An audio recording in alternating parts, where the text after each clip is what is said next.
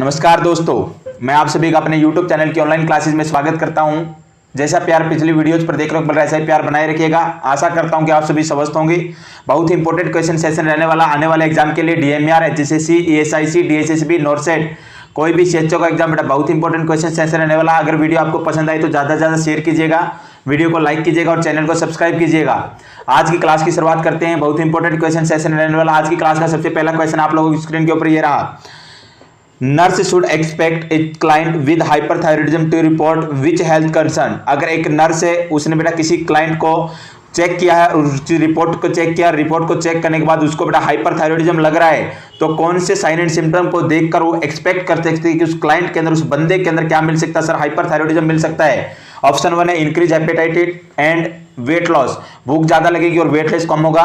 Option second है puffiness of face and hands, puffiness face देखने को मिलेगा और हाथ देखने को मिलेंगे। Nervousness and tremors, option third है नर्वसनेस देखने को मिलेगा और ट्रेमर्स देखने को मिलेंगे। ऑप्शन फोर्थ है थायराइड ग्लैंड स्वेलिंग, और थायराइड ग्लैंड की स्वेलिंग देखने को मिलेगी।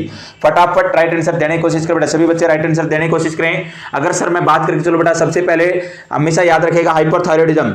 हाइपोथायरॉयडिज्म के अंदर क्या देखने को मिलेगा बेटा? T3 और अपना T4 होता है। ट्राईआइडोथायरोक्सिन और थायरोनिन या टेट्राआइडोथायरोक्सिन का लेवल क्या देखने को मिलेगा? बढ़ा हुआ देखने को मिलेगा सर। साथ के साथ बेटा TSH, थायराइड स्टिमुलेटिंग जो हार्मोन होता है, उसका लेवल भी बढ़ा हुआ देखने को मिलेगा। नॉर्मल लेवल की अगर मैं बात करें, चलो फटाफट बेटा, T3 का नॉर्मल लेवल होता है sir 80 to 230 Ng/ml। Next one अगर मैं बात करें तो T4 का होता है सर, अगर मैं बात करें तो T4 का बेटा 5 to 12 mg/dl। नेक्स्ट वन अगर मैं बात करके चलूं, TSH का कितना होता है सर? 0.2 to 5.4 होता है बेटा TSH का नॉर्मल लेवल। अगर मैं बात करें चलो हाइपरथायरॉयडिज्म के अंदर क्या होगा? हाइपरथायरॉयडिज्म के अंदर इंक्रीज होता है BMR, बेसल मेटाबॉलिक रेट क्या होगी सर? इंक्रीज होगी, और बेसल मेटाबॉलिक रेट इंक्रीज होगी तो बेटा डाइजेशन भी क्या होगा? इंक्रीज होगा, और डाइजेशन इंक्रीज होगा तो हमेशा याद रखेगा वेट क्या होगा? लॉस होगा, और वेट लॉस होगा और साथ के साथ क्या होगी? हेपेटाइटिस होगी। मेटाबॉलिज्म ज्यादा होगा, मेटाबॉलिज्म बढ़ेगा, हीट इंटॉलरेंस रहेगा, हीट का प्रोडक्शन ज्यादा होगा, हाइपरपायरेक्सिया देखने को मिलेगा, हाइपरथायरॉयडिज्म देखने को मिलेगा, सो हाइपर टैकीकार्डिया देखने को मिलेगा बेटा, हाइपरटेंशन देखने को मिलेगा, टैकीपीनिया देखने को मिलेगा, साथ के साथ ब्लड ग्लूकोज का लेवल ज्यादा देखने को मिलेगा, सारे के सारे साइन एंड सिम्टम देखने को मिलेंगे। एक्सोप्थैलेमस ऑफ आई देखने को मिलेगा। नेक्स्ट वन अगर मैं बात करके चलो बेटा, स्वेटिंग होगी, ज्यादा से ज्यादा स्वेटिंग देखने को मिल सकती है। नेक्स्ट वन अगर मैं बात करके चलूं सर, अगर ऐसी कंडीशन है तो ऐसी कंडीशन के अंदर अपन क्या कर सकते हैं? मैनेजमेंट के अंदर बेटा हाइपोफाइसेक्टमी कर सकते हैं, अपन हाइपोफाइसेक्टमी पिट्यूटरी ग्लैंड को रिमूव कर सकते हैं। नेक्स्ट वन अगर मैं बात करके चलो बेटा, थायराइड ग्लैंड है, जो थायराइड हाइपरथायरॉयडिज्म हो रखा है, थायराइड ग्लैंड को रिमूव कर सकते हैं। तो अपना क्या रहेगा? ये ट्रीटमेंट रहता है। और इसके अंदर ऑप्शन नंबर फर्स्ट क्या रहेगा सर? अपना राइट आंसर रहेगा ऑप्शन नंबर फर्स्ट क्या है? इंक्रीज एपेटाइट, भूख ज्यादा लगेगी और वेट लॉस होगा। नेक्स्ट वन अपन नेक्स्ट क्वेश्चन रुक करते हैं। नेक्स्ट क्वेश्चन आज की क्लास का क्या रहने वाला बेटा? नेक्स्ट क्वेश्चन है आप लोगों के लिए, glucocorticoid and mineralocorticoid are secreted by. Glucocorticoid and mineralocorticoid किसके द्वारा सिक्रेट किए जाते हैं? ऑप्शन 1 है गोनाड्स के द्वारा, option second adrenal gland, option 3 pancreas, option 4 anterior pituitary. फटाफट राइट आंसर देने की कोशिश करें, राइट आंसर देने की कोशिश करें। क्या होगा बेटा? किसके द्वारा सिक्रेट किए जाएंगे? ग्लूकोकोर्टिकोइड और मिनरलोकोर्टिकोइड। देखिएगा अगर मैं बात करूं तो एंटीरियर पिट्यूटरी से कौन कौन से आते हैं? LPG का ATM फेल है, LPG का ATM फेल है। अगर मैं बात करके चलूं, L से ल्यूटिनाइजिंग हार्मोन, P से प्रोलैक्टिन हार्मोन, G से ग्रोथ हार्मोन, A से adrenocorticotropin hormone, thyroid stimulating hormone, melanocyte stimulating hormone और बेटा फॉलिकल स्टिमुलेटिंग हार्मोन, सभी के सभी किससे आते हैं? एंटीरियर पिट्यूटरी से। सेकंड वन अगर मैं बात करके चलूं सर, पैनक्रियाज।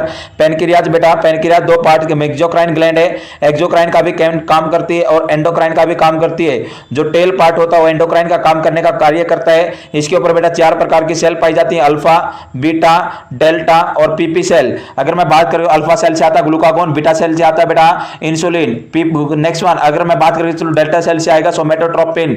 नेक्स्ट वन अगर मैं बात करके सोमेटोस्टेटिन आएगा बेटा। नेक्स्ट वन अगर मैं बात करके चलो बेटा, फोर्थ पीपी सेल से क्या आता है? पीपी सेल बेटा ग्लूकागोन का लेवल बढ़ाने का कार्य करती है, इसको स्टिमुलेट करने का कार्य करती है। नेक्स्ट वन अगर मैं बात करूं एड्रिनल ग्लैंड की, एड्रिनल ग्लैंड से क्या आता है सर? एड्रिनल ग्लैंड दो पार्ट के अंदर डिवाइड होती है, एक तो कॉर्टेक्स, एक बेटा मेडुला।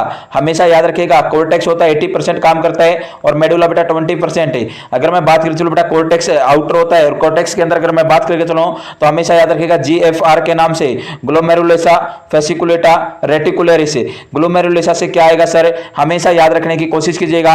मिनरलोकॉर्टिकॉइड क्या आएगा बेटा, मिनरलोकॉर्टिकॉइड। और मिनरलोकॉर्टिकॉइड के अंदर अगर मैं बात करके चलूं बेटा, बात करके चलूं क्या देखने को मिलेगा, हमेशा याद रखिएगा क्या देखने को मिलेगा, एल्डोस्टेरोन। कौन बेटा, एल्डोस्टेरोन, जो कि बेटा डीसीटी और सीटी के ऊपर काम करके सोडियम और वाटर के रिएब्जॉर्प्शन को बॉडी के अंदर बढ़ाने की कोशिश करता है। नेक्स्ट वन बेटा फेसिकुलेटा। फेसिकुलेटा से बेटा क्या आएगा, अपने तीन आते हैं, एक तो कोर्टिसोल आता है सर, एक कोर्टिसोन आता है बेटा, एक कोर्टिकोस्टेरोन आता है। 95% अकेला कौन आएगा, कोर्टिसोल आएगा, 1% आएगा कोर्टिसोन, और बेटा कोर्टिकोस्टेरोन आएगा 4%।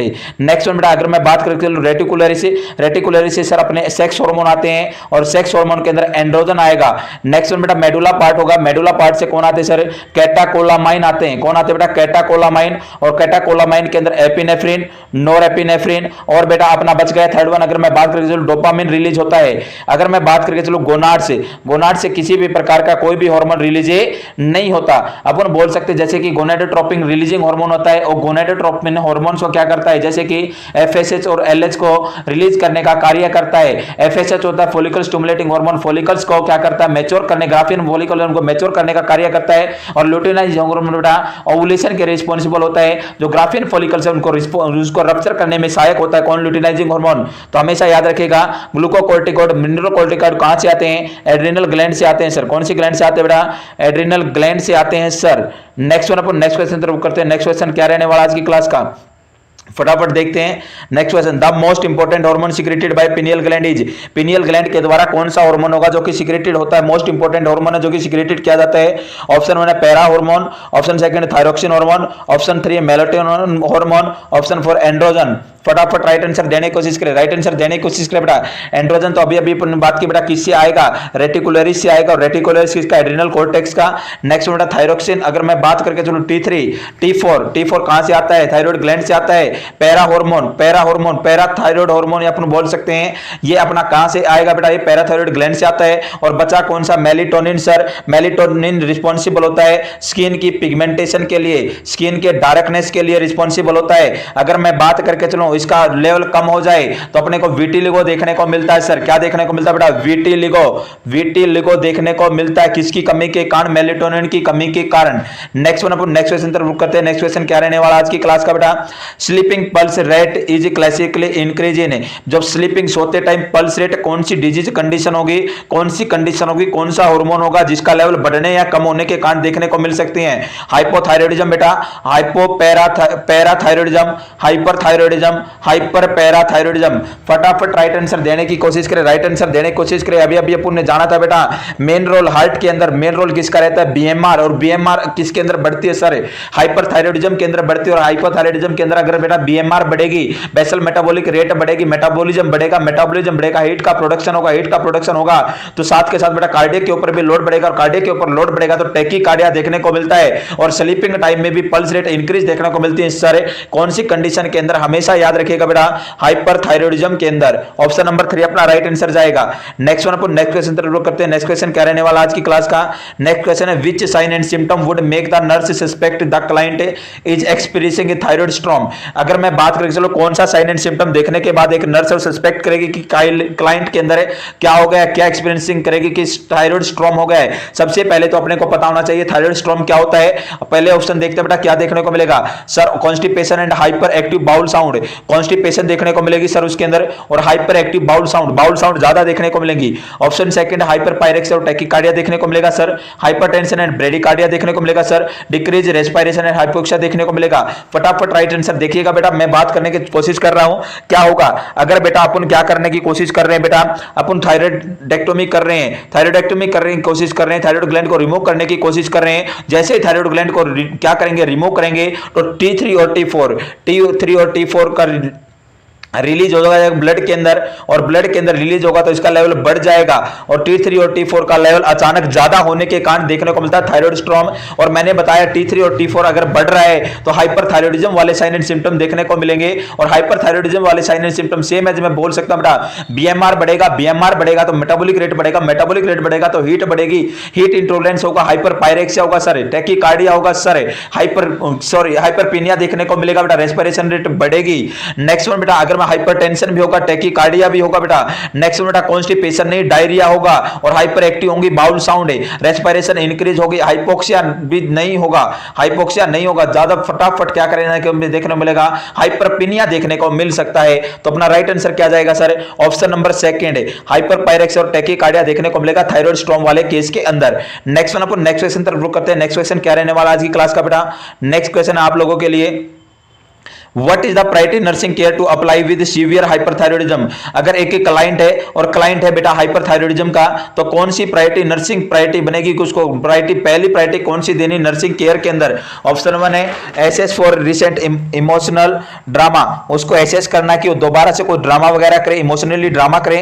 ऑप्शन सेकंड है provide calm non stimulating environment, उसको काम नॉन स्टिमुलेटिंग एनवायरनमेंट, ऐसा एनवायरनमेंट प्रोवाइड करे जो कि उसको क्या ना करे बेटा, स्टिमुलेशन प्रोवाइड ना करे, ना तो ज्यादा क्या होना चाहिए, ज्यादा लाइटें वगैरह होनी चाहिए, रंग बिरंगी लाइटें नहीं होनी चाहिए, शांत एनवायरनमेंट होना चाहिए, ना किसी प्रकार का शोर शराबा होना चाहिए। ऑप्शन थर्ड है प्रोवाइड डाइवर्सनल थेरेपी, कोई डायरेक्शनल एक्टिविटी आप बोल सकते हैं, डायवर्सनल थेरेपी वगैरह प्रोवाइड करेंगे क्या sir? Encourage range of motion exercise, उसको बोलेंगे कि और ज्यादा क्या कर, एक्सरसाइज करे, मूवमेंट करे। फटाफट राइट आंसर देने की कोशिश करेगा। हमेशा याद रखेगा हाइपरथायरॉयडिज्म वाला है, हाइपरथायरॉयडिज्म वाले के अंदर क्या हो रखा बेटा, बीएमआर बढ़ रखी है सर, टैकीकार्डिया हो रखा है, टैकीपेनिया हो रखा है सर, हाइपरटेंशन हो रखी है। तो उस बंदे के अंदर हमेशा ऐसा एनवायरनमेंट प्रोवाइड करना है जो कि उसको स्टिमुलेट ना करे, बार बार उसको उंगली ना करे। तो हमेशा याद रखिएगा ऐसे बंदे के अंदर बेटा बहुत ही इंपॉर्टेंट रहता है, प्रोवाइड करना है calm and not non stimulating environment. क्या करना है बेटा, ऑप्शन नंबर सेकंड अपना राइट आंसर रहेगा, provide calm and non stimulating environment. Next one अपन नेक्स्ट क्वेश्चन रुक करते हैं। नेक्स्ट क्वेश्चन क्या रहने वाला आज की क्लास का,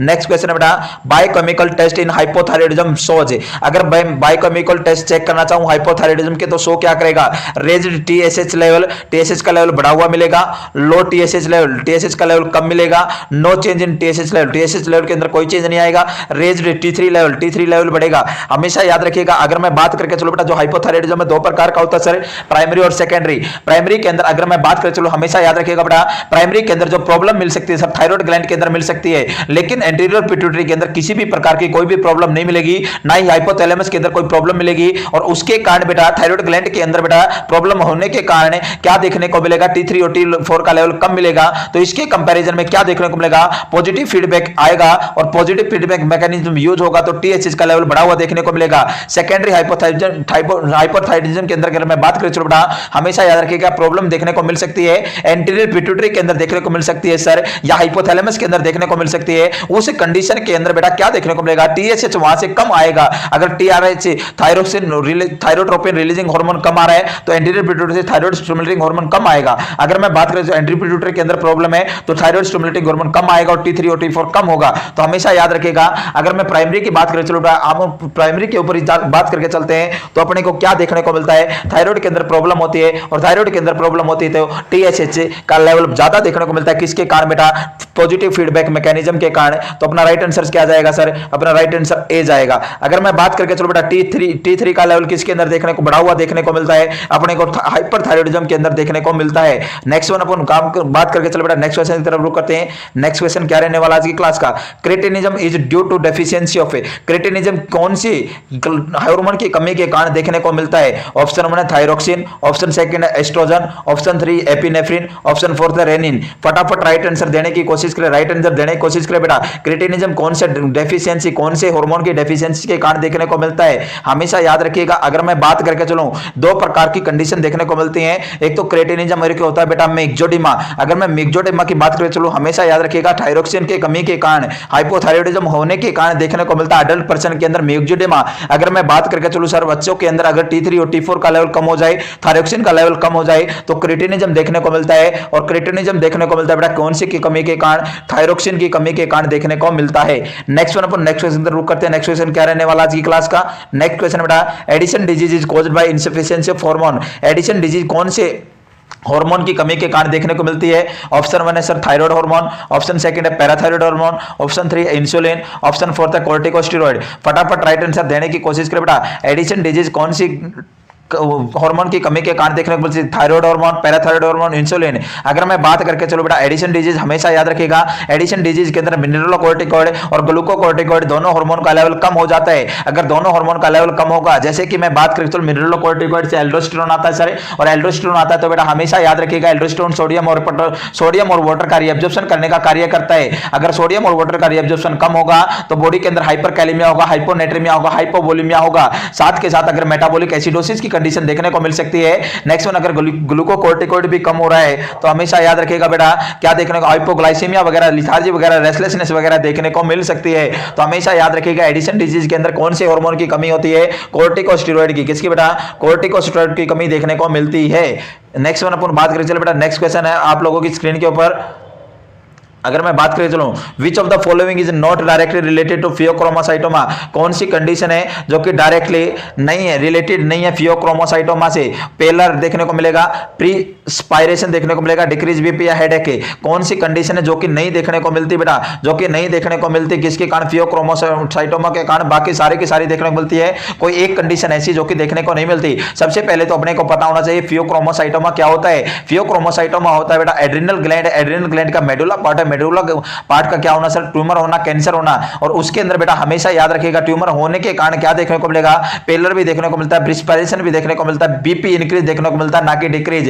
बीपी हमेशा फियोक्रोमोसाइटोमा वाले केस के अंदर क्या देखने को मिलेगा सर, इंक्रीज देखने को मिलेगा। तो ऑप्शन नंबर 3 अपना क्या रहेगा, राइट आंसर रहेगा। नेक्स्ट बेटा नेक्स्ट क्वेश्चन शुरू करते हैं। नेक्स्ट क्वेश्चन क्या रहने वाला है, next question, effect on specific gravity of urine diabetes insipidus DI patient is. अगर डायबिटीज इंसिपिडस का पेशेंट है तो उसके अंदर बेटा जो यूरिन है, यूरिन की जो स्पेसिफिक ग्रेविटी क्या होगी, इंक्रीज होगी सर, डिक्रीज होगी सर, नो इफेक्ट, कोई इफेक्ट नहीं आएगा। फर्स्टली इंक्रीज देन डिक्रीज, पहले इंक्रीज होगी फिर डिक्रीज होगी। हमेशा याद रखिएगा sir diabetes insipidus disease condition क्या है सर, इसके अंदर एडीएच होता है, एंटी डायरेटिक एक हार्मोन होता है, उसका लेवल सर क्या हो जाता है, डिक्रीज हो जाता है। उसका लेवल क्या हो जाता है बेटा, डिक्रीज हो जाता है सर। और उसका लेवल अगर डिक्रीज होगा तो हमेशा याद रखिएगा अगर उसका लेवल कम होगा, एडीएच बेटा बाइंड होता है किसके ऊपर, एक्वा रिसेप्टर पाए जाते हैं सीडी के ऊपर, कलेक्टिंग डक्ट के ऊपर है। अगर वहां पर बाइंड नहीं होगा तो बेटा वाटर का रिएब्जॉर्प्शन नहीं कर पाएगा, और वाटर का रिएब्जॉर्प्शन नहीं कर पाएगा, ज्यादा मात्रा में यूरिन पास आउट होगा, और ज्यादा मात्रा में यूरिन पास आउट होगा तो बेटा कम कंसंट्रेटेड यूरिन पास आउट होगा, और कम कंसंट्रेटेड अगर यूरिन पास आउट होगा तो बेटा जो स्पेसिफिक ग्रेविटी क्या हो जाएगी, डिक्रीज हो जाएगी। हमेशा याद रखिएगा अगर मैं बात करें चलो बेटा यूरिन की स्पेसिफिक ग्रेविटी कितनी होती है, 1.1062 टू 1.025 किसके अंदर होती है, अडल्ट पर्सन के अंदर, 1.0052 टू 1.010 किसके अंदर होती है, चाइल्ड के अंदर देखने को मिलती है। और बेटा सेम एज स्पेसिफिक ग्रेविटी होती है एमनियोटिक फ्लूइड की, किसकी सर, एमनियोटिक फ्लूइड की भी सेम एज स्पेसिफिक ग्रेविटी होती है। नेक्स्ट बेटा नेक्स्ट क्वेश्चन तरफ रुक करते हैं। नेक्स्ट क्वेश्चन क्या रहने वाला आज की क्लास का, देखिएगा नेक्स्ट क्वेश्चन की तरफ रुक करते हैं। नेक्स्ट क्वेश्चन है, a patient with diabetic insipidus characteristic complaint of. अगर एक क्लाइंट है बेटा, कौन सी कैरेक्टरिस्टिक देखने को मिलेगी, किस चीज को कंप्लेंट करेगा, और कौन सी कंडीशन का, डायबिटीज इंसिपिडस, उसके अंदर भी एडीएच का कम हो चुका है, लेवल कम हो चुका है, एंटी डायरेटिक हार्मोन का, फैटिक बोलेगा, उस थकावट को महसूस करेगा, क्या हंगर भूखा महसूस करेगा, थ्रस्ट प्यास महसूस करेगा, वेट लॉस महसूस करेगा। फटाफट बड़ा ही सिंपल क्वेश्चन है, राइट आंसर देने की कोशिश कीजिएगा। हमेशा याद रखिएगा बेटा, क्योंकि देखिएगा डायबिटीज इंसिपिडस एडीएच का कम हो गया, एक्वा रिसेप्टर कम, एक्वा रिसेप्टर पर बाइंड नहीं होगा, वाटर का रिएब्जॉर्प्शन नहीं कर पाएगा, तो ज्यादा मात्रा में यूरिन पास आउट होगा, और यूरिन पास आउट होगा तो बॉडी के अंदर होगा हाइपोवोलेमिया, और हाइपोवोलेमिया होगा तो सेल बेटा क्या होंगी, हम सेल क्या करेंगी, थ्रस्ट महसूस करेंगे, प्यासी लगेंगी, प्यास लगेगी तो सर अपने को थ्रस्ट क्या देखने को मिलेगी, महसूस होगी उस बंदे के अंदर जिसके अंदर क्या हो रहा है, डायबिटीज इन्फेक्ट देखने को मिल रहा है। तो ऑप्शन नंबर 3 अपना राइट आंसर जाएगा। नेक्स्ट क्वेश्चन रुक करते हैं। नेक्स्ट क्वेश्चन क्या रहने वाला है, patient blood sugar is 40 mg per dL, immediate management is to be administer. अगर कोई बंदा है, बंदे के अंदर ब्लड शुगर लेवल 40 mg से कम हो जाए तो इमीडिएट मैनेजमेंट क्या करके चलेंगे, 5% डेक्सट्रोज देंगे सर, 50% डेक्सट्रोज देंगे, 10% ह्यूमन इंसुलिन देंगे, नॉर्मल सेलाइन देंगे। फटाफट राइट आंसर देने की कोशिश करें, राइट आंसर देने की कोशिश करें। देखिएगा बेटा अगर मैं बात करें चलो सर, हाइपोग्लाइसीमिया देखने को मिलता है 3 प्रकार का, माइल्ड, मॉडरेट और सीवियर। माइल्ड होता है बेटा 40 to 60, सीवियर माइल्ड होता है बेटा 40 to 60।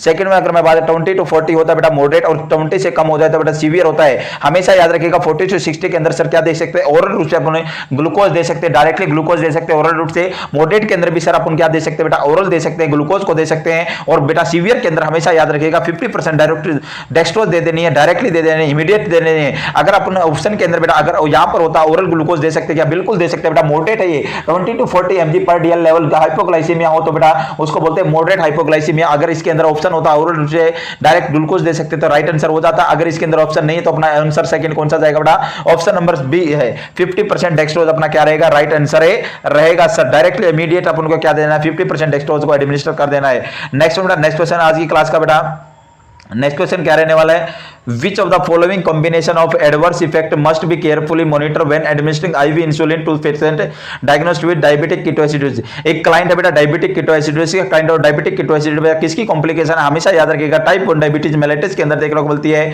डायबिटिक कीटोएसिडोसिस, और उसके अंदर बेटा IV इंसुलिन दे रहे हैं। क्या दे रहे हैं बेटा, IV इंसुलिन। हमेशा याद रखिएगा टाइप 1 डायबिटीज मेलिटस के अंदर इंसुलिन की जरूरत पड़ती है, और टाइप 2 के अंदर बेटा ओरल अपने को क्या देखने को मिलती है, एंटी डायबिटिक मेडिसिन देने की जरूरत पड़ती है।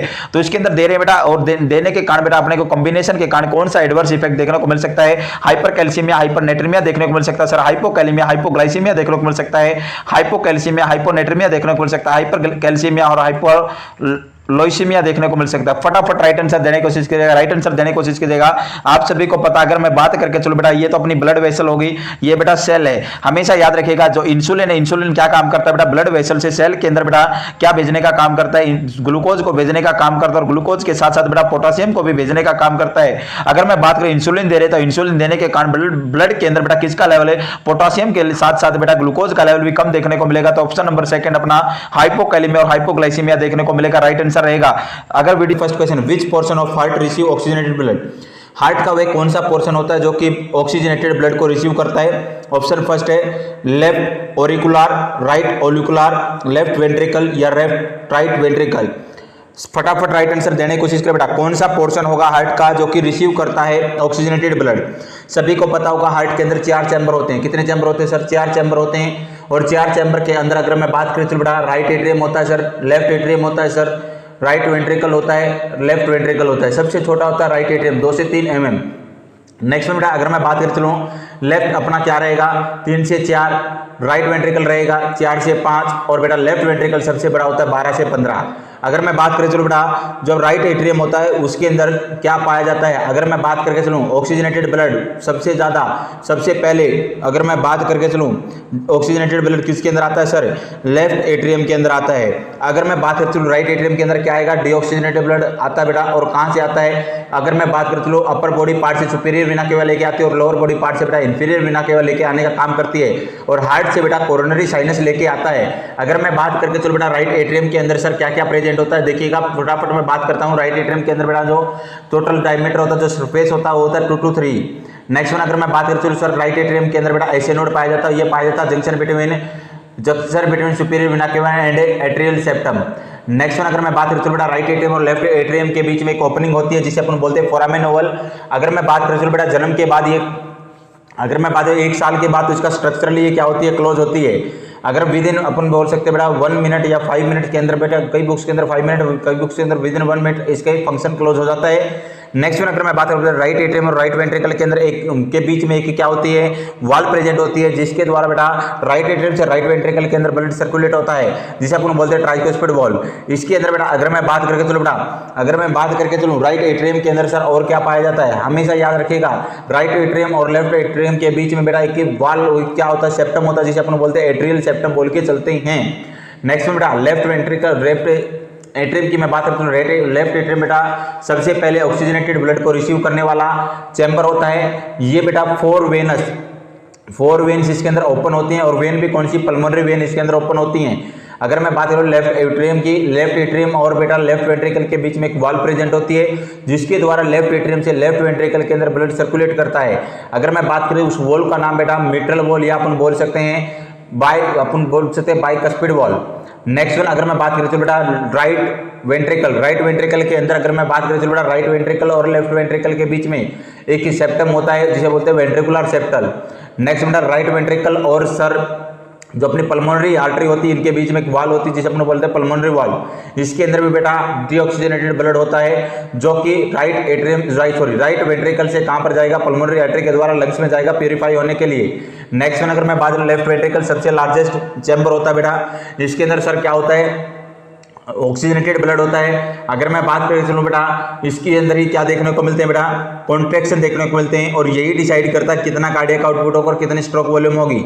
अगर मैं बात करके चलो लेफ्ट वेंट्रिकल और सर एरोटा के बीच में एक वॉल होती है, एरोटिक वॉल। कौन सी वॉल होती है? एरोटिक वॉल होती है। तो हार्ट का कौन सा चैम्बर होगा, कौन सा पार्ट होगा जो कि पोर्शन होगा जो कि रिसीव करता है ऑक्सीजनेटेड ब्लड? तो अपना राइट आंसर जाएगा सर लेफ्ट ओरिकल। क्या जाएगा बेटा? लेफ्ट ओरिकुलर जाएगा, लेफ्ट एट्रियम जाएगा। नेक्स्ट वन अपन नेक्स्ट क्वेश्चन तरफ रुक करते हैं। नेक्स्ट क्वेश्चन क्या रहने वाला आज की क्लास का? नेक्स्ट क्वेश्चन है the only artery which supplied deoxygenated blood. केवल और केवल एक ऐसी आर्टरी है जो कि डीऑक्सीजनेटेड ब्लड को सप्लाई करती है। ऑप्शन फर्स्ट है पल्मोनरी आर्टरी, ऑप्शन सेकंड है हेपेटिक आर्टरी, ऑप्शन थर्ड है गैस्ट्रिक आर्टरी, ऑप्शन फोर्थ है रीनल आर्टरी। अगर मैं बात करूं बेटा बॉडी के अंदर जितनी भी आर्टरी होती है सर सारी की सारी आर्टरी, सबसे पहले तो क्वेश्चन बनता है आर्टरी का नॉर्मल कलर कैसा होता है? स्कारलेट रेड होता है। वेन का नॉर्मल कलर होता है पर्पल रेड बेटा। अगर मैं बात करूं बॉडी के अंदर जितनी भी आर्टरी होंगी सभी के अंदर ऑक्सीजनेटेड ब्लड क्या होता है? सर्कुलेट होता है। केवल और केवल बॉडी के अंदर दो आर्टरी ऐसी होती हैं जिनके अंदर डीऑक्सीजनेटेड ब्लड सर्कुलेट होता है। एक तो मैं बात करके चलो बेटा पल्मोनरी आर्टरी सर, और सेकंड में बेटा अम्बलाइकल आर्टरी। दोनों आर्टरी के अंदर डीऑक्सीजनेटेड ब्लड होता है। ऐसे ही बेटा दो वेन होती हैं जिनके अंदर ऑक्सीजनेटेड ब्लड होता है, लेकिन सारी की सारी बॉडी के अंदर जितनी वेन होंगी सभी के अंदर सर डीऑक्सीजनेटेड ब्लड होता है। अगर मैं बात करें चलो बेटा पल्मोनरी आर्टरी, एक तो होती है पल्मोनरी वेन, एक होती है अम्बलाइकल वेन। इन दोनों वेन्स के अंदर सर ऑक्सीजनेटेड ब्लड होता है। तो अपना राइट आंसर कौन सा जाएगा सर? ऑप्शन नंबर फर्स्ट ही है बेटा पल्मोनरी आर्टरी। और पल्मोनरी आर्टरी बेटा ब्लड को कहां से कहां, राइट वेंट्रिकल से बेटा कहां पर ले जाने का काम करती है? लंग्स के अंदर। लंग्स के अंदर डीऑक्सीजनेटेड ब्लड को क्या किया जाएगा? प्यूरिफाई किया जाता है। डीऑक्सीजनेटेड ब्लड का कलर कैसा होता है? डार्क रेड होता है। ऑक्सीजनेटेड ब्लड का कलर होता है bright red. Hepatic artery liver को करती है, गैस्ट्रिक आर्टरी स्टमक को, और रीनल आर्टरी बेटा रीनल को किडनी को सप्लाई करने का कार्य करती है। नेक्स्ट वन आज की क्लास का नेक्स्ट क्वेश्चन है बेटा आप लोगों के लिए which chamber of heart eject oxygenated blood into general circulation. Question बड़ा ही आसान है, पूरा का पूरा डिस्कशन कर सकें। कौन सा चैम्बर है हार्ट का जो कि बाहर निकालता है, इजेक्ट करता है ऑक्सीजनेटेड ब्लड को जनरल सर्कुलेशन या मैं बोल सकता हूं सिस्टमिक सर्कुलेशन में प्रत्येक बॉडी के पार्ट तक पहुंचाने का कार्य कौन सा चैम्बर करता है? ऑप्शन वन है लेफ्ट एट्रियम, ऑप्शन सेकंड है राइट एट्रियम, ऑप्शन थर्ड है लेफ्ट वेंट्रिकल, ऑप्शन फोर्थ है राइट वेंट्रिकल। मैंने बताया लेफ्ट वेंट्रिकल एक ऐसा चैम्बर है जो कि लार्जेस्ट चैम्बर है बेटा। नेक्स्ट वन सर मैंने बताया बेटा इसी के अंदर कॉन्ट्रैक्शन देखने को मिलते हैं और यही डिसाइड करता है कितनी स्ट्रोक वॉल्यूम होगी, कितनी कार्डियक आउटपुट होगा।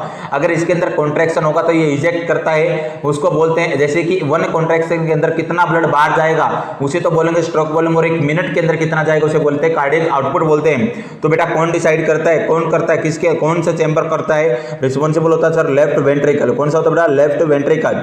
नेक्स्ट वन अपन नेक्स्ट क्वेश्चन तरफ करते हैं। नेक्स्ट क्वेश्चन आज की क्लास का क्या रहने वाला है? नेक्स्ट क्वेश्चन है blood moves from right atrium to right ventricle. Blood बेटा मूव करता है right atrium to right ventricle, किसके द्वारा करता है? Aortic valve, tricuspid valve, bicuspid valve, none of these. फटाफट राइट आंसर देने की कोशिश करें बेटा, कौन सी वॉल्व होगी जिसके द्वारा ब्लड है मूव करेगा राइट एट्रियम से राइट वेंट्रिकल? अभी अपन ने डिस्कशन किया था बेटा, किसके द्वारा करेगा? फटाफट राइट आंसर देने की कोशिश करें, फटाफट राइट आंसर देने की कोशिश करें। हमेशा याद रखिएगा सर ट्राइकोस्पिड वॉल्व। कौन सी वॉल्व बेटा? ट्राइकोस्पिड वॉल्व प्रेजेंट होती है सर किस किस के बीच में? Right atrium right ventricle, left atrium right ventricle के बीच में प्रेजेंट होती है बाइकोस्पिड वॉल्व या मिट्रल वॉल्व। राइट वेंट्रिकल और बेटा पल्मोनरी आर्टरी के बीच में होती है पल्मोनिक वॉल्व, और बेटा लेफ्ट वेंट्रिकल और बेटा एरोटा के बीच में होती है एरोटिक वॉल्व। जो अपनी मिट्रल वॉल होती है या बाइकोस्पिड वॉल होती है और ट्राइकोस्पिड वॉल होती है, इसे अपन बोल के चलते हैं एट्रियो वेंट्रिकुलर वॉल। और बेटा जो अपनी एरोटिक वॉल होगी और पल्मोनरी वॉल होगी इन दोनों को बोल के चलते हैं सेमिनुलर वॉल। नेक्स्ट क्वेश्चन तरफ रुक करते हैं। नेक्स्ट क्वेश्चन क्या रहने वाला आज की क्लास का? Next question the second heart sound dub is heard due to. जो सेकंड हार्ट साउंड होती है बेटा डब, वो क्यों सुनाई देती है, किस वजह से सुनाई देती है? ऑप्शन वन है opening of aortic and pulmonic valve. अगर ओपनिंग हो जाए एरोटिक और पल्मोनिक वॉल की। सेकंड है closure of aortic and pulmonic valve, जब क्लोजर हो जाए एरोटिक और पल्मोनिक वॉल। ऑप्शन थर्ड है ओपनिंग ऑफ एट्रियोवेंट्रिकुलर वॉल, जब ओपनिंग हो जाएगी एवी वॉल की। ऑप्शन फोर्थ है बेटा क्लोजर ऑफ एट्रियोवेंट्रिकुलर वॉल, जब क्लोज हो जाएगी एट्रियोवेंट्रिकुलर वॉल। फटाफट राइट आंसर देने की कोशिश करें, राइट आंसर देने की कोशिश करें बेटा। कब सुनाई देगी? देखना S1 साउंड होती है लब। क्या होती है बेटा? लब। और लब हमेशा आती है जब अपना क्या होता है बेटा, जो एट्रियोवेंट्रिकुलर वॉल है, जो ट्राइकोस्पिड और जो अपनी मिट्रल या बाइकोस्पिड है, जब दोनों क्लोज होती हैं तब अपने को सुनने को मिलती है S1 साउंड, लब साउंड। अगर मैं बात करके चलो बेटा, जब पल्मोनरी पुलमोनरिक वॉल और एरोटिक वॉल, सेमिनुलर वॉल जब क्लोज होती हैं सर, तब अपने को बेटा सुनने को मिलती है डब साउंड, जिसे अपन बोलते हैं S2 साउंड। तो हमेशा याद रखेगा sir, closure of aortic and pulmonary valve होने के बाद ही अपने को सुनाई देती है, हियर्ड होती है सेकंड हार्ट साउंड। तो अपन बोल सकते हैं ऑप्शन नंबर सेकंड अपना क्या जाएगा सर, राइट आंसर जाएगा। नेक्स्ट वन, अपन नेक्स्ट क्वेश्चन शुरू करते हैं। नेक्स्ट क्वेश्चन क्या रहने वाला आज की क्लास का अपना? नेक्स्ट क्वेश्चन है the SA node is situated in, जो एसए नोड होता है वो कहां पर सिचुएटेड होता है? Left atrium, right ventricle, left ventricle या राइट एट्रियम? फटाफट राइट आंसर देने की कोशिश करें। एसए नोड को बेटा पेसमेकर ऑफ हार्ट बोला जाता है। अगर मैं बात करके चलो बेटा, एसए नोड से बेटा जो पल्स इंपल्स जो जनरेट होती हैं वो देखने को मिलती है। अगर मैं बात करूं 60 to 100 बीट पर मिनट, अगर मैं बात करूं चलो एसए नोड बेटा सप्लाई करने का कार्य करता है राइट एट्रियम और लेफ्ट एट्रियम के अंदर। अगर मैं बात करूं राइट एट्रियम और लेफ्ट एट्रियम के अंदर किसके द्वारा करेगा? मैं बोल सकता हूं बेटा वेनकेबेच मंडल के द्वारा, मैं बोल सकता हूं थोरे के द्वारा राइट एट्रियम में करेगा, और वेनकेबेच मंडल के द्वारा करने की कोशिश करेगा लेफ्ट एट्रियम में। उसके बाद बेटा एवी नोड के अंदर, एवी नोड से बंडल ऑफ फिज, और बंडल ऑफ फिज से परकंजे फाइबर में पूरा का पूरा कंडक्शन सिस्टम हो जाता है। फिर अपन मैं बात करें बेटा ऐसे नोड की सिचुएशन कहां पर होती है सर? राइट एट्रियम में होती है। और राइट एट्रियम के अंदर भी कहां पर होती है बेटा? Junction between superior vena cava and atrial septum, जो अपना एट्रियल सेप्टम होता है और सुपीरियर वेना केवा, इन दोनों के जंक्शन के बीच में प्रेजेंट होता है अपना ऐसे नोड, जिसे अपन पेसमेकर ऑफ हार्ट बोला जाता है। तो राइट आंसर जाएगा राइट एट्रियम के अंदर। कौन से अंदर बेटा? राइट एट्रियम के अंदर प्रेजेंट होता है। नेक्स्ट वन अपन नेक्स्ट क्वेश्चन शुरू करते हैं। नेक्स्ट क्वेश्चन है बेटा आज की क्लास का, one cardiac cycle complete in, एक कार्डियक साइकिल है कितनी सेकंड में, कितने मिनट्स में, कितने हावर्स में कंप्लीट होती है? ऑप्शन 1 है 0.8 सेकंड, ऑप्शन सेकंड है 0.12 सेकंड, ऑप्शन थर्ड है 0.57 सेकंड, ऑप्शन 3 है 0.9 सेकंड। फटाफट राइट आंसर देने की कोशिश करेगा, राइट आंसर देने की कोशिश कीजिएगा। देखिएगा बेटा मैं समझाने की कोशिश करता हूं। ये अपना है पूरा का पूरा एक सर्कल है, साइकिल है। साइकिल के अंदर अगर मैं बात करके चलूं, ये अपना अगर मैं बात करूं तो बेटा जो एट्रियल होता है, एट्रियल के अंदर, एट्रियम के अंदर कॉन्ट्रैक्शन होता है केवल और केवल 0.1 सेकंड। कितना होता है सर? 0.1 सेकंड होता है। और बेटा 0 से 0.7 सेकंड ये क्या करता है सर? रिलैक्स करने का कार्य करता है। अगर मैं बात करूं तो बेटा वेंट्रिकल्स के अंदर कॉन्ट्रैक्शन कितने टाइम होता है? 0.3 सेकंड। कितना बेटा? 0.3 सेकंड होता है। अगर मैं बात करके चलो बेटा 0.5 सेकंड, 0.5 सेकंड ये क्या करता है सर? रिलैक्स करने का कार्य करता है। अगर पूरा का पूरा हार्ट की मैं बात करूं तो 0.4 सेकंड जो सर कॉन्ट्रैक्ट करता है और 0.4 सेकंड रिलैक्स करता है, और एक कार्डियक साइकिल का टाइम होता है 0.8 सेकंड। तो अपना राइट आंसर जाएगा बेटा ऑप्शन नंबर 1 फर्स्ट। 0.8 सेकंड क्या होता है? वन कार्डियक साइकिल का क्या होता है? कंप्लीट टाइम होता है। नेक्स्ट बेटा नेक्स्ट क्वेश्चन शुरू करते हैं। नेक्स्ट क्वेश्चन है the P wave on electrocardiogram represent, जो पी वेव है बेटा इलेक्ट्रोकार्डियोग्राम के अंदर रिप्रेजेंट करते हैं, किसको रिप्रेजेंट करेंगी? ऑप्शन 1 है atrial depolarization, atrial repolarization, ventricle depolarization, ventricle repolarization. अगर मैं बात करें चलो बेटा ईसीजी देखी होगी, ईसीजी के अंदर मैं बात करके चलूं ग्राफ बनता है और ग्राफ के अंदर होती है, अगर मैं बात करके चलो बेटा एक तो पी वेव, एक क्यू, एक आर, एक एस और एक टी। पी कब बनती है? क्यू आर एस कॉम्प्लेक्स कब बनता है और टी कब बनती है? हमेशा याद रखिएगा पी तो बनेगी जब एट्रियम के अंदर क्या होंगे? कॉन्ट्रैक्शन होंगे। क्यू आर एस बनेगी जब वेंट्रिकल के अंदर कॉन्ट्रैक्शन होंगे, और वेंट्रिकल के अंदर जब रिलैक्सेशन होगा तो बेटा टी वेव बनेगी। अगर मैं बात करके चलो ध्यान से समझने की कोशिश कीजिएगा, पी वेव बेटा शॉर्ट टूथ देखने को मिलती है सर एट्रियल फ्लटर के अंदर, और पी वेव बिल्कुल अब्सेंट रहती है सर वेंट्रिकुलर टैकीकार्डिया के अंदर, और वेंट्रिकल फिब्रिलेशन के अंदर बिल्कुल और बिल्कुल क्या रहती हैं? फ्लैट देखने को मिलती हैं। हाइपरकैलेमिया के अंदर भी, हाइपरकैलेमिया के अंदर भी हमेशा याद रखिएगा पी वेव क्या देखने को मिलती है सर? फ्लैट देखने को मिलती हैं। और पी वेव जो होती हैं इलेक्ट्रोकार्डियोग्राम के अंदर रिप्रेजेंट करते हैं किसको? एट्रियल कॉन्ट्रैक्शन को। हमेशा याद रखिएगा। दो वर्ड है बेटा क्वेश्चन के अंदर आपको दिख रहे होंगे, एक तो दिख रहा होगा डिपोलराइजेशन, एक होगा बेटा रिपोलराइजेशन। डिपोलराइजेशन का मीन्स होता है बेटा कॉन्ट्रैक्शन। क्या होता है सर?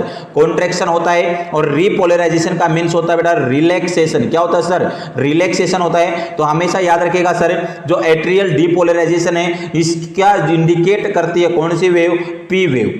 नेक्स्ट क्वेश्चन शुरू करते हैं। नेक्स्ट क्वेश्चन क्या रहने वाला आज की क्लास का? नेक्स्ट क्वेश्चन है while doing ECG V1 is placed in. अगर अपन ईसीजी परफॉर्म कर रहे हैं, ईसीजी परफॉर्म करने की कोशिश कर रहे हैं, तो जो V1 लीड होती है उसको कहां पर अप्लाई करेंगे? ऑप्शन 1 है left 4th intercostal space, option second है right 4th intercostal space, option third है राइट 5th इंटरकोस्टल स्पेस, और 6th है बेटा लेफ्ट फिफ्थ इंटरकोस्टल स्पेस। फटाफट राइट आंसर देने की कोशिश कीजिएगा।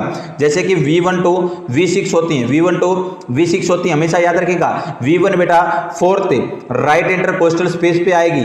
नेक्स्ट वन सेकंड V2 आएगी बेटा फोर्थ लेफ्ट इंटरकोस्टल स्पेस पे, और जो V3 होगी V3 आएगी V2 और V4 के बीच में, और V4 अपनी आएगी बेटा जो अपना मिड क्लेविकुलर लाइन के बीच में V5 पर, सॉरी फिफ्थ इंटरकोस्टल स्पेस पर V5 आएगी बेटा एंटीरियर एक्सिलरी लाइन, और बेटा V6 आएगी मिडल या अपन बोल सकते हैं मिड एक्सिलरी लाइन के ऊपर आएगी V6 से। अगर मैं बात करें चलो बेटा आप लोगों ने देखा होगा जो अपने एक्सट्रीमिटीज होती है, एक्सट्रीमिटीज के अंदर भी कलर बैंड लगाए जाते हैं। जैसे कि अगर मैं बात करके चलूं राइट यूअर ग्रीन बाइक के नाम से अपन याद रख सकते हैं। किसके नाम से बेटा? राइट यूअर ग्रीन बाइक के नाम से अपन याद रख सकते हैं। हमेशा याद रखेगा राइट हैंड के अंदर बेटा रेड कलर लगाना है, लेफ्ट हैंड के अंदर येलो कलर लगाना है, लेफ्ट लेग के अंदर बेटा ग्रीन कलर लगाना है, और राइट लेग के अंदर ब्लैक कलर अपन लगा के चलेंगे। नेक्स्ट हमेशा याद रखेगा क्वेश्चन के अंदर पूछा गया V1 को कहां प्लेस करेंगे, तो राइट फोर्थ इंटरकोस्टल स्पेस पर अपन प्लेस करके चलेंगे। नेक्स्ट बेटा नेक्स्ट क्वेश्चन रुक करते हैं। नेक्स्ट क्वेश्चन आज की क्लास का नेक्स्ट क्वेश्चन क्या रहने वाला है? Difference between systolic and diastolic blood pressure is called.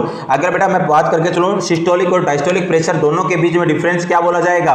बहुत बार अभी जेएनसीएच का एग्जाम हुआ था बेटा, और अभी नॉर्सेट का एग्जाम हुआ था। दोनों एग्जाम के अंदर फेवरेट क्वेश्चन बना था, दोनों एग्जाम के अंदर ये क्वेश्चन देखने को मिला था। अगर सिस्टोलिक और डायस्टोलिक प्रेशर के बीच का जो डिफरेंस है उसे क्या बोला जाता है सर?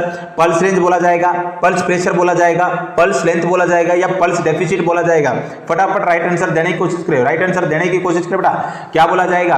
पल्स डेफिसिट बोला जाएगा, पल्स लेंथ बोला जाएगा, पल्स प्रेशर या पल्स रेंज। पल्स डेफिसिट हमेशा याद रखिएगा बोला जाएगा बेटा अगर अपन क्या करते हैं एक ही टाइम के ऊपर एसेस करते हैं एपिकल पल्स और रेडियल पल्स, तो दोनों के बीच में डिफरेंस देखने को मिलता है, उसे बोलते हैं बेटा पल्स डेफिसिट। और ये कंडीशन देखने को मिलती है एट्रियल फिब्रिलेशन के अंदर। किसके अंदर सर?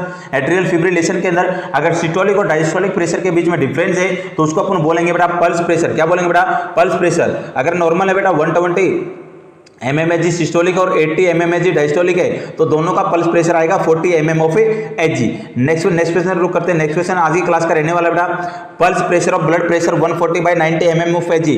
बेटा कितना अच्छा क्वेश्चन पूछा है, पल्स प्रेशर बताना है और ब्लड प्रेशर दिया गया 140/90। अगर मैं बात करें सर अभी बात की थी बेटा सिस्टोलिक और डायस्टोलिक प्रेशर के बीच का जो डिफरेंस होता है उसको अपन बोल के चलते हैं सर पल्स प्रेशर। और पल्स प्रेशर के अंदर बेटा pulse pressure is equal to systolic pressure minus diastolic pressure.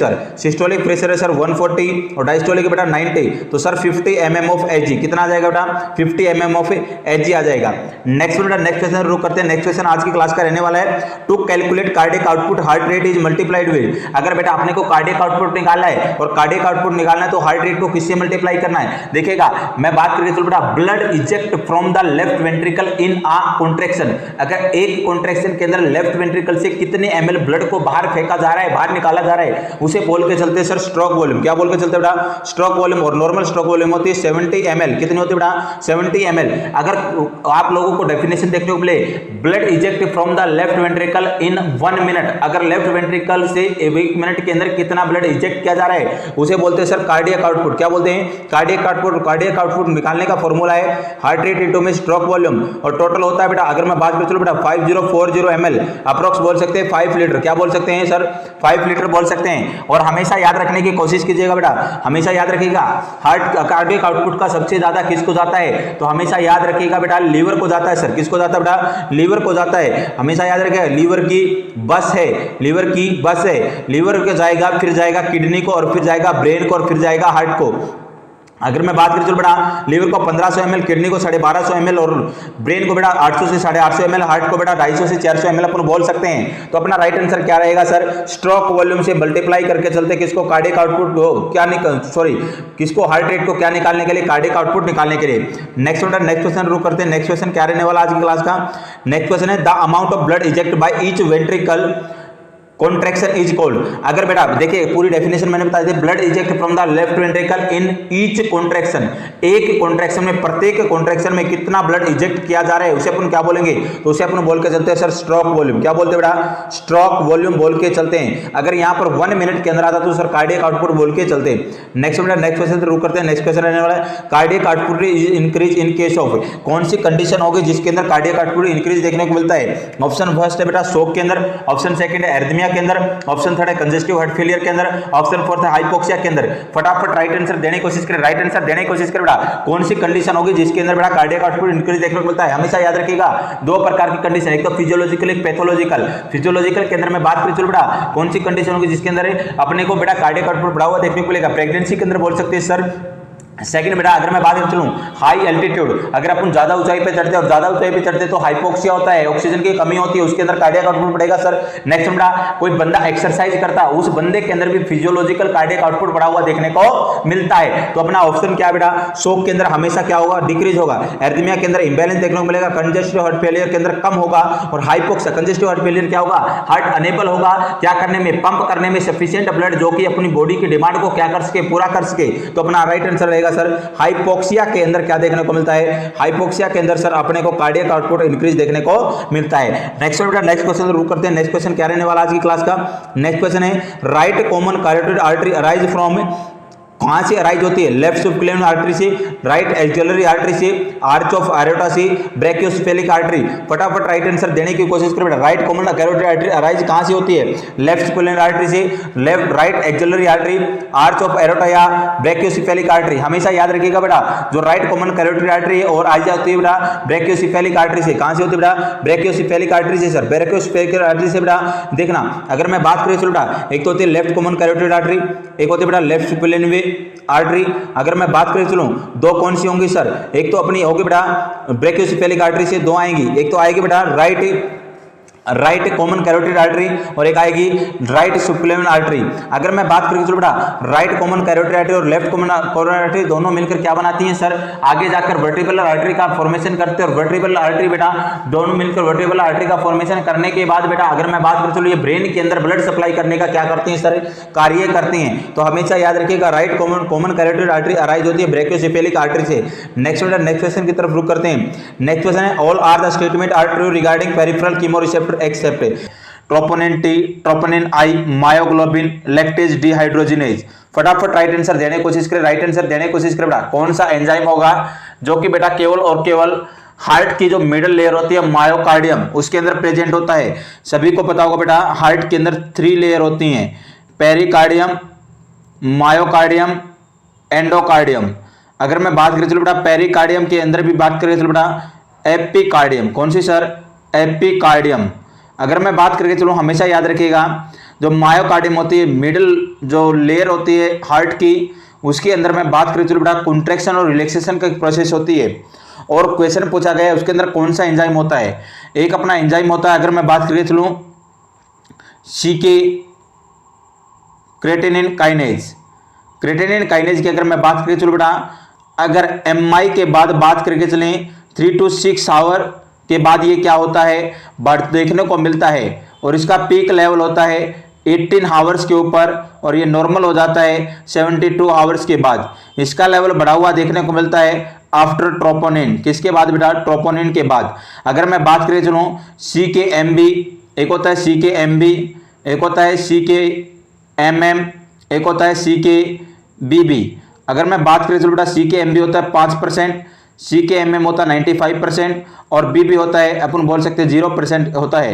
CKMB पाया जाता है हार्ट के अंदर, CKMM पाया जाता है मसल्स के अंदर, और CKBB पाया जाता है ब्रेन के अंदर। अगर मैं बात करके चलो बेटा इसके अंदर भी नॉर्मली अगर मैं बात करके चलूँ सर किसका लेवल बढ़ा हुआ मिलेगा? CKMB का लेवल अगर बढ़ा हुआ मिलता है तो ये इंडिकेट करता है MI को। किसको बेटा? MI को। एक होता अपना मायोग्लोबिन। मायोग्लोबिन का लेवल सर सबसे पहले बढ़ा हुआ मिलता है, लेकिन बेटा मायोग्लोबिन डायग्नोसिस के अंदर काउंट नहीं किया जाएगा, क्योंकि सर मायोग्लोबिन क्या करता है? ऑक्सीजन सप्लाई करने का कार्य करता है। किसको? मसल्स को। जैसे कि हीमोग्लोबिन होता है सेल और टिश्यू को ऑक्सीजन सप्लाई करता है, ऐसे ही मायोग्लोबिन किसको बेटा? मसल्स को ऑक्सीजन सप्लाई करने का कार्य करता है। नेक्स्ट वन 3 प्रकार का ट्रोपोनिन होता है, एक होता है ट्रोपोनिन आई, एक होता है ट्रोपोनिन टी, एक होता है ट्रोपोनिन सी। सी तो कैल्शियम बाइंडिंग साइट होती है, टी को बेटा कॉमन प्रैक्टिस के अंदर बहुत बार परफॉर्म किया जाता है, मोस्टली परफॉर्म किया जाता है, और ट्रोपोनिन आई होता है मोस्ट रिलायबल होता है। ये बेटा 2 से 3 घंटे के अंदर बढ़ा हुआ देखने को मिलता है और 7 से 10 दिन तक रिमेन्स रहता है, और इसी को बोलते हैं मोस्ट रिलायबल। क्या बोलते हैं बेटा? मोस्ट रिलायबल बोलते हैं, कार्डियक मार्कर बोल के चलते हैं। नेक्स्ट वन एक पाया जाता है बेटा लैक्टोज डिहाइड्रेट, एलडीएच 1 भी पाया जाता है, 2 भी पाया जाता है, 3 भी पाया जाता है, 4 भी और 5 भी। हार्ट के अंदर केवल और केवल LDH2 पाया जाएगा। नॉर्मल कंडीशन के अंदर LDH फर्स्ट ज्यादा होता है LDH सेकंड के कंपैरिजन में, लेकिन MI के अंदर सर LDH सेकंड जो 2 है ये ज्यादा देखने को मिलता है। तो केवल और केवल एक एंजाइम ऐसा होता है जो कि केवल और केवल हार्ट के अंदर पाया जाता है, और वो होता है ट्रोपोनिन आई। सर कौन सा? तो बेटा ट्रोपोनिन आई होता है। नेक्स्ट क्वेश्चन रुक करते हैं। नेक्स्ट क्वेश्चन आज की क्लास का क्या रहने वाला है? Damage to heart chamber cause acute pulmonary oedema. कौन सा चैम्बर होगा हार्ट का जो कि डैमेज हो जाता है, और डैमेज होने के कारण क्या देखने को मिलता है? पल्मोनरी एडिमा देखने को मिलता है। Left atrium, right atrium, left ventricle, right ventricle. देखिएगा फटाफट राइट आंसर देने की कोशिश कीजिएगा। 2 प्रकार का हार्ट फेलियर होता है sir, right sided heart failure. कौन सा बेटा? राइट साइडेड हार्ट फेलियर, और एक होता है सर लेफ्ट हार्ट फेलियर। अगर मैं राइट साइड हार्ट फेलियर की मैं बात करें चलो तो हमेशा याद रखिएगा सिस्टमिक साइन एंड सिम्टम देखने को मिलते हैं, और बेटा अगर लेफ्ट हार्ट फेलियर होता है तो अपने लंग्स से रिलेटेड साइन एंड सिम्टम आते हैं, और मोस्टली कौन सा बेटा? अपना जो लेफ्ट वेंट्रिकल होता है लार्जेस्ट चैम्बर होता है हार्ट का, और इसी के अंदर कॉन्ट्रैक्शन और रिलैक्सेशन होता है। अगर मैं बात करके चलूं लेफ्ट वेंट्रिकल के अंदर क्या हो जाए सर? कॉन्ट्रैक्शन की एबिलिटी लॉस हो जाए, और कॉन्ट्रैक्शन की एबिलिटी अगर लॉस होगी, लॉस होने के कारण सर क्या देखने को मिलेगा? पूरा का पूरा ब्लड एक्यूमुलेट, ब्लड है जो फ्लूइड है बेटा एक्यूमुलेट होना स्टार्ट हो जाएगा, और एक्यूमुलेट स्टार्ट होगा तो सर एक्यूमुलेट कहां पर स्टार्ट होगा? हमेशा याद रखिएगा लेफ्ट वेंट्रिकल से बेटा कहां? लेफ्ट एट्रियम के अंदर, और लेफ्ट एट्रियम से बेटा लंग्स के अंदर, और लंग्स के अंदर पल्मोनरी एडिमा, और पल्मोनरी एडिमा के कारण बेटा अपना जुगुलर वेन वगैरह डिस्टेंस से देखने को मिल सकता है। क्रैकल साउंड आएगी, पिंक कलर का स्पुटम देखने को मिलता है। अगर मैं बात करके चलूं ऐसी कंडीशन के अंदर सर अपने को क्या करना चाहिए? पोजीशन वगैरह प्रोवाइड कर सकते हैं सर। पोजीशन कौन सी देंगे? फाउलर पोजीशन देके चल सकते हैं। तो हमेशा याद रखिएगा कौन सा चैम्बर बेटा अफेक्ट होता है? लेफ्ट वेंट्रिकल अफेक्ट होता है। नेक्स्ट क्वेश्चन रुक करते हैं। नेक्स्ट क्वेश्चन आज की क्लास का रहने वाला बेटा which is the immediate goal of treatment of cardiac tamponade. अगर मैं बात करें चलो बेटा कार्डियक टेम्पोनेट की कंडीशन है, कौन सी कंडीशन है? कार्डियक टेम्पोनेट की कंडीशन है, तो कौन सा ट्रीटमेंट होगा जो कि इमीडिएटली होगा? इमीडिएट करना होगा, पेन को रिलीव दिलाना, एलिवेटिंग एंजाइटी, क्या करना बेटा? एलिवेटिंग एंजाइटी, एंजाइटी को बढ़ावा देना, इंप्रूविंग मोबिलिटी, मोबिलिटी को बढ़ावा देना, या रिलीविंग इंट्राकार्डियल प्रेशर, या इंट्राकार्डियल प्रेशर को रिलीव करना है, कम करना है। फटाफट राइट आंसर देने सबसे पहले तो अपने को पता होना चाहिए CD कार्डियक टेम्पोनेंट होता क्या है। हमेशा याद रखिएगा बेटा अगर जो अपनी 2 प्रकार की लेयर होती है जो कि कवर करके रखती है, पेराइटल और विसरल, इन दोनों के बीच में एक स्पेस होता है जिसे बोलते हैं पेरिकार्डियल स्पेस। इसके अंदर नॉर्मल अमाउंट में 15 to 20 ml फ्लूइड का एक्यूमुलेशन होता है जो कि फ्रिक्शन वगैरह से बचाता है, लुब्रिकेंट का करने का काम करता है। अगर मैं बात करके चलो बेटा पेरिकार्डियल स्पेस के अंदर है जो पेरिकार्डियल फ्लूइड है उसकी अमाउंट कितने से ज्यादा मोर देन 200 ml हो जाए तो अपने को देखने को मिलेगा कार्डियक टेम्पोनेट। और कार्डियक टेम्पोनेट के कारण क्या देखने को मिलेगा? अपना जो हार्ट है, हार्ट के जो चैम्बर्स हैं वो कंप्रेस हो जाएंगे, कंप्रेस होने के कारण डिक्रीज वेनस रिटर्न वगैरह देखने को मिलेगा, जिसके कारण बॉडी के अंदर ही क्या देखने को मिलेगा बेटा? एक्यूमुलेशन देखने को मिल सकता है फ्लूइड का। और कार्डियक टेम्पोनेट के अंदर मोस्ट कॉमन जो साइन देखने को मिलता है हमेशा याद रखिएगा पल्स पैराडॉक्सिस, पैराडॉक्सिस पल्सिस बोल सकते हैं। इंस्पायरेशन के टाइम तो पल्स डिक्रीज होंगी और एक्सपायरेशन के दौरान पल्स इंक्रीज देखने को मिलती हैं। अगर मैं बात करके चलूं इसके अंदर बेटा परमानेंट ट्रीटमेंट क्या रहता है? पेरिकार्डियल सेंटेसिस रहता है, पेरिकार्डियल सेंटेसिस रहेगा। इसके अंदर बेटा जो नीडल है, नीडल को इंसर्ट करके चलेंगे जिफॉइड प्रोसेस और 5th इंटरकोस्टल स्पेस के बीच में। अगर मैं बात कर चलूं लेफ्ट 5th इंटरकोस्टल स्पेस के बीच में क्या करना है? नीडल को इंसर्ट करना और फ्लूइड को रिमूव कर देना है। तो अपना सबसे पहला इमीडिएट गोल रहेगा सर अपने को क्या करना है? जो इंट्राकार्डियल प्रेशर है इसको रिलीव करना है, कम करने का कार्य करना है। यही इंपॉर्टेंट इमीडिएट गोल रहेगा, ट्रीटमेंट रहेगा कार्डियक टेम्पोनेट का। नेक्स्ट क्वेश्चन तो रुक करते हैं। नेक्स्ट क्वेश्चन आज की क्लास का बेटा इन elderly increased peripheral resistance and decrease vascular elasticity cause. अगर मैं बात करें चलो बेटा, इंक्रीज हो जाता है पेरिफेरल रेजिस्टेंस और डिक्रीज हो जाता है वेस्कुलर इलास्टिसिटी, वेसल्स की इलास्टिसिटी कम हो जाती है और जो पेरिफेरल रेजिस्टेंस वो बढ़ जाता है, तो ये क्या कॉज करेगा? ऑप्शन 1 है डिमेंशिया, ऑप्शन 2 है कार्डियक एरिथमिया, ऑप्शन 3 है इंक्रीज ब्लड प्रेशर और ऑप्शन 4 है डिक्रीज्ड ब्लड प्रेशर। हमेशा याद रखिएगा, अगर पेरिफेरल रेजिस्टेंस बढ़ता है और इलास्टिसिटी है बेटा वो कम होती है, तो हमेशा याद रखिएगा ये कॉज करता है, इंक्रीज करता है ब्लड प्रेशर को। अपना राइट आंसर जाएगा ऑप्शन नंबर 3।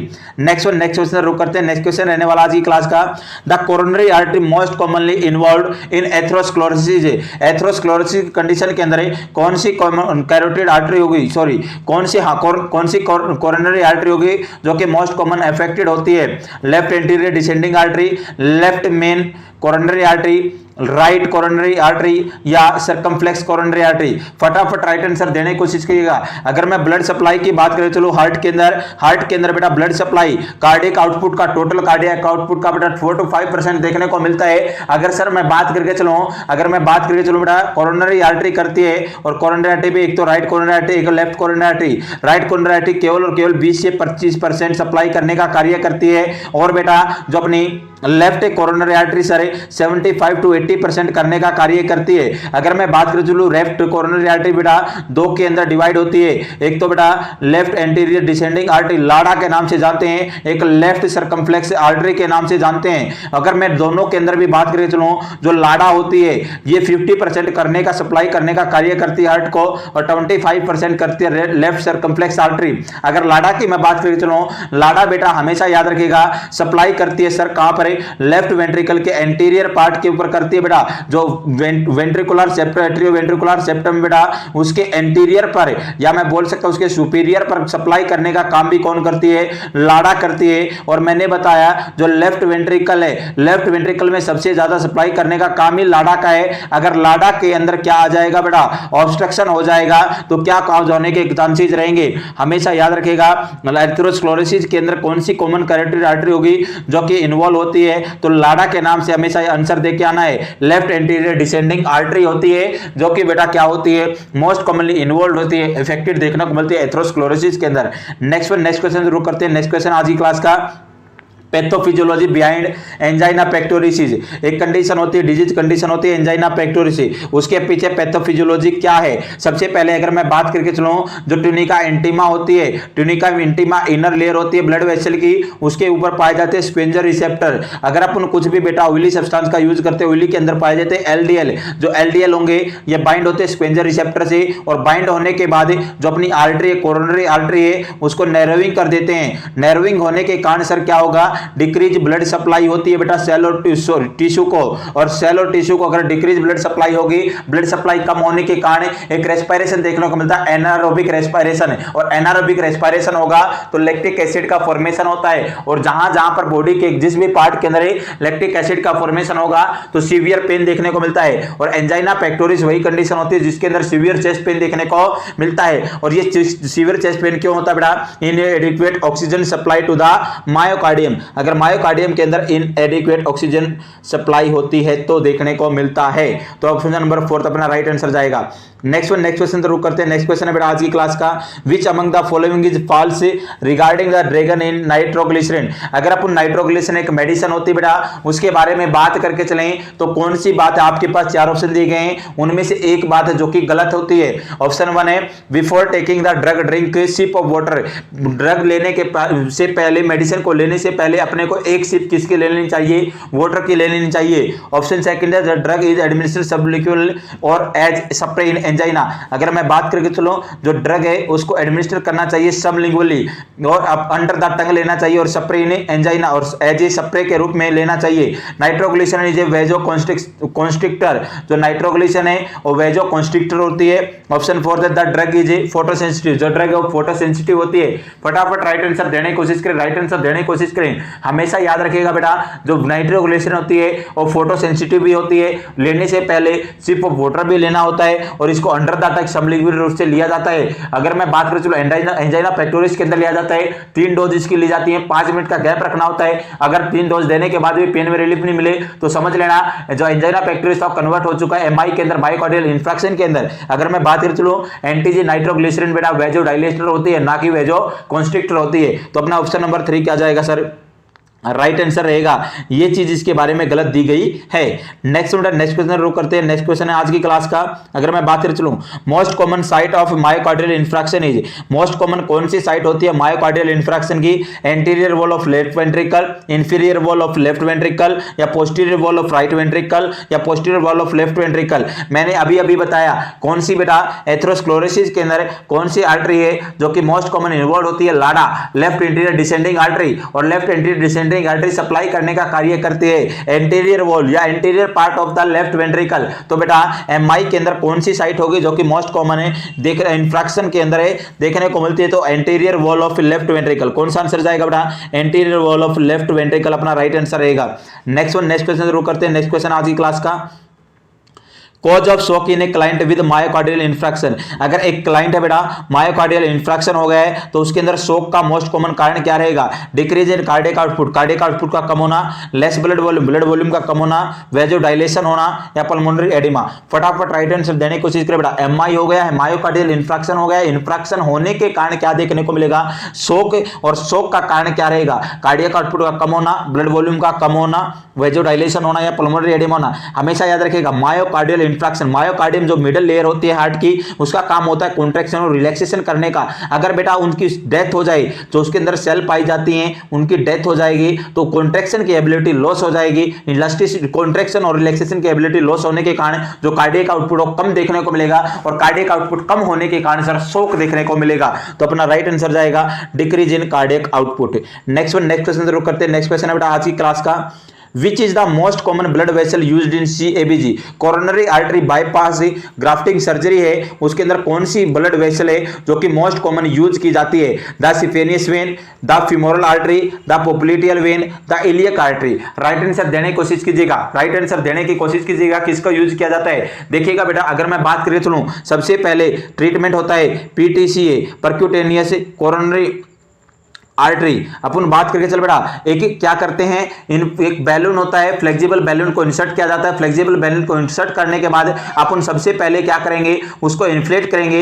इन्फ्लेट करने के बाद डिफ्लेट करेंगे ताकि कंप्रेस हो जाए। इन्फ्लेट करने से क्या होगा, जो भी अपना नैरोइंग आई हुई थी, जो भी प्लेग बना हुआ था, वो क्लॉट बना हुआ था, वो क्या हो जाएगा, क्या देखने को मिलेगा? कंप्रेस देखने को मिलेगा। फिर अपन क्या कर देते हैं, परक्यूटेनियस कोरोनरी आर्टरी बैलून के द्वारा करते हैं। नेक्स्ट बेटा, अगर इससे काम चल गया फिर अपन एथरेक्टोमी करते हैं। एथरेक्टोमी के बीच में क्या होगा, कैथेटर के द्वारा एक ब्लेड को लेके जाते हैं और ब्लेड के द्वारा उस क्लॉट को, उस प्लेग को रिमूव करने की कोशिश करते हैं। फिर अपन स्टंटिंग करते हैं, जहां पर प्लेग बनाता है, जहां पर क्लॉट बनाता है, वहां पर अपन स्टंट अप्लाई करते हैं। अगर इससे भी काम नहीं चलता तो CABG coronary artery bypass grafting, ये अपना होता है बेटा ओपन हार्ट सर्जरी होती है। इसके अंदर संग लंग्स कार्डियक मसल की आवश्यकता होती है। इसके अंदर अपन क्या करते हैं, अपन जहां पर ब्लॉकेज हुई है उस जगह पर ग्रेट स्पेनियस वेन और इंटरनल मेमोरी आर्टरी को, दोनों को क्या करते हैं, जोड़ देते हैं। तो अपनी कौन सी बेटा वेन यूज होगी? हमेशा याद रखिएगा द स्पेनियस वेन का यूज किया जाता है।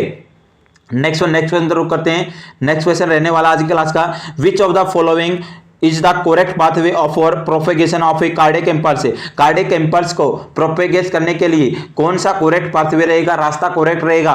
ऑप्शन में है AV node, option B AV node bundle of His SA node Purkinje fibre, option second है SA node Purkinje fibre AV node bundle of His, option 3 SA node AV node bundle of His Purkinje fibre, option 4 है Purkinje fibre AV node SA node bundle of His. हमेशा याद रखिएगा बेटा, जो अपना conduction system होता है, conduction system के अंदर सबसे पहले SA नोड, SC से AV से बंडल ऑफ हिज और बंडल ऑफ हिज से प्रकंजे फाइबर। अगर मैं बात करें चलो SA नोड के अंदर 60 to 100 इंपल्स जनरेट होती हैं। AV नोड के अंदर अगर मैं बात करें चलो बेटा 40 to 60 इंपल्स जनरेट होती हैं, और प्रकंजे फाइबर के अंदर सर 20 to 30 इंपल्स क्या होती हैं, जनरेट होती हैं। नेक्स्ट अपना राइट आंसर क्या रहेगा sir? Option number 3 SA node, AV node, bundle of his और प्रकंजे फाइबर। नेक्स्ट क्वेश्चन रुक करते हैं। नेक्स्ट क्वेश्चन है आज की क्लास का, digoxin toxicity cause which of the following electrolyte imbalance है। जो डाइजोक्सिन की टॉक्सिसिटी है वो कारण होती है कौन से इलेक्ट्रोलाइट के इम्बैलेंस होने के कारण, हाइपरकैलेमिया, हाइपोकैलेमिया, हाइपरनेट्रेमिया, हाइपोनेट्रेमिया। हमेशा याद रखिएगा डाइजोक्सिन टॉक्सिसिटी कोज कारण होती है विच of the following electrolyte imbalance, कौन से इलेक्ट्रोलाइट्स के इम्बैलेंस होने के कारण। हाइपरकैलेमिया अगर मैं बात करके चलूं, सबसे पहले बेटा अगर मैं बात करके चलूं क्या होगा, जो डाइजोक्सिन होती है ये अपना क्या करता है, सोडियम और पोटेशियम का जो चैनल होता है उसके ऊपर जाकर बाइंड हो जाती है, उसके ऊपर बाइंड होगी तो ये सोडियम की एंट्री को बेटा बंद कर देगी और पोटेशियम की एंट्री को भी बंद कर देगी। तो बंद कर देगी तो सेल के अंदर एंट्री रुक जाएगी पोटेशियम की, और पोटेशियम की रुक जाएगी तो ब्लड के अंदर इसका लेवल बढ़ा हुआ देखने को मिलेगा। तो ये इंडिकेट करेगा हाइपरकैलेमिया को। किसको बेटा, हाइपरकैलेमिया को। बाद में जाकर क्या करेगा, जैसे ही ब्लड के अंदर हाइपरकैलेमिया होगा, पोटेशियम का लेवल बढ़ा हुआ मिलेगा तो ये किडनी के पास जाएगा और किडनी से बेटा इसको बाहर निकाल दिया जाएगा और बाद में देखने को मिलता है हाइपोकैलेमिया। तो टॉक्सिसिटी को कौन इंडिकेट करता है, तो हमेशा याद रखिएगा हाइपरकैलेमिया। कौन बेटा, हाइपरकैलेमिया इंडिकेट करेगा कि डाइजोक्सिन की टॉक्सिसिटी हो गई है। नेक्स्ट वन अपन नेक्स्ट क्वेश्चन पर रुक करते हैं। नेक्स्ट क्वेश्चन है rheumatic heart disease is cause by. जो रूमेटिक हार्ट डिजीज है उसके पीछे कौन सा बैक्टीरिया होता है जो कि कोज करता है। Group A beta haemolytic streptococci, staphylococci, या group A beta haemolytic streptococci, या निमोकोकाई, या मेनिंजोकोकाई। हमेशा याद रखिएगा group A beta haemolytic streptococci क्या होता है बेटा, पॉजिटिव एजेंट होता है रूमेटिक हार्ट डिजीज का। हमेशा याद रखिएगा ऑप्शन नंबर बी अपना राइट आंसर जाएगा। नेक्स्ट वन पर नेक्स्ट क्वेश्चन रुक करते हैं। नेक्स्ट क्वेश्चन है all of the following are major Jones criteria for rheumatic fever except. सारे के सारे मेजर जोन्स क्राइटेरिया के अंदर आते हैं रूमेटिक फीवर के अंदर किसी एक को छोड़कर। कार्डाइटिस आता है, बिल्कुल आता है। माइग्रेटिव पॉलीआर्थराइटिस फीवर, एरिथमिया मार्जिनेटम कौन सा नहीं आता। फीवर माइनर के अंदर काउंट किया जाता है, बाकी सारे मेजर के अंदर कोरिया भी आएगा बेटा। एक और अपन याद करते हैं कोरिया और पॉलीआर्थराइटिस हो गया, कार्डाइटिस हो गया, एरिथमिया मार्जिनेटम हो गया, तो कोरिया को ऐड करते हैं। और फीवर को हमेशा याद रखिएगा माइनर क्राइटेरिया के अंदर काउंट किया जाता है, तो फीवर अपना राइट आंसर रहेगा। या आज की क्लास को यहीं पर खत्म करते हैं। अगर वीडियो आपको पसंद आए तो ज्यादा से ज्यादा शेयर कीजिएगा, चैनल को सब्सक्राइब कीजिएगा और वीडियो को लाइक कीजिएगा।